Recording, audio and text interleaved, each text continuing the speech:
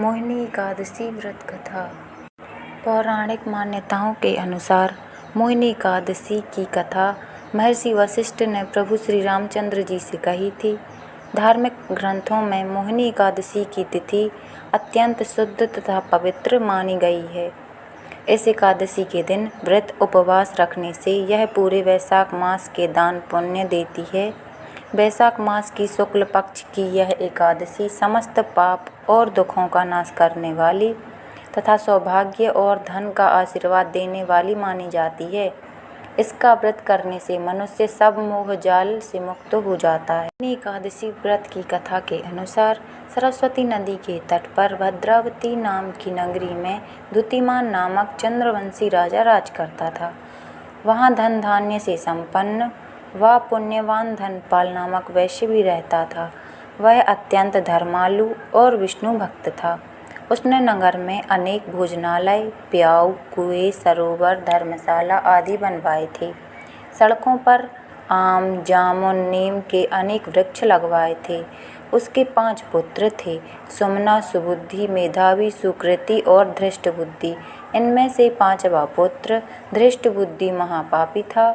वह पितर आदि को नहीं मानता था। वह वेश्या, दुराचारी, मनुष्यों की संगति में रहकर जुआ खेलता और पर स्त्री के साथ भोग विलास करता तथा मांस का सेवन करता। इसी प्रकार अनेक कुकर्मों में वह पिता के धन को नष्ट करता था। इन्हीं कारणों से त्रस्त होकर पिता ने उसे घर से निकाल दिया था। घर से बाहर निकलने के बाद वह अपने गहने कपड़े बेचकर अपना निर्वाह करने लगा। जब सब कुछ नष्ट हो गया तो वेश्या और दुराचारी साथियों ने उसका साथ छोड़ दिया।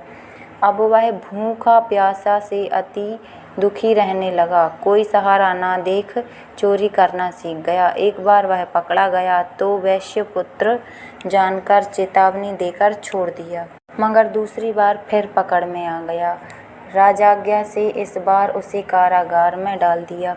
कारागार में उसे अत्यंत दुख दिए गए। बाद में राजा ने उसे नगरी से निकाल दिया। वह नगरी से निकल वन में चला गया। वहाँ वन्य पशु पक्षी को मारकर खाने लगा। कुछ समय पश्चात वह बहेलिया बन गया और धनुष बाण लेकर पशु पक्षियों को मार कर खाने लगा।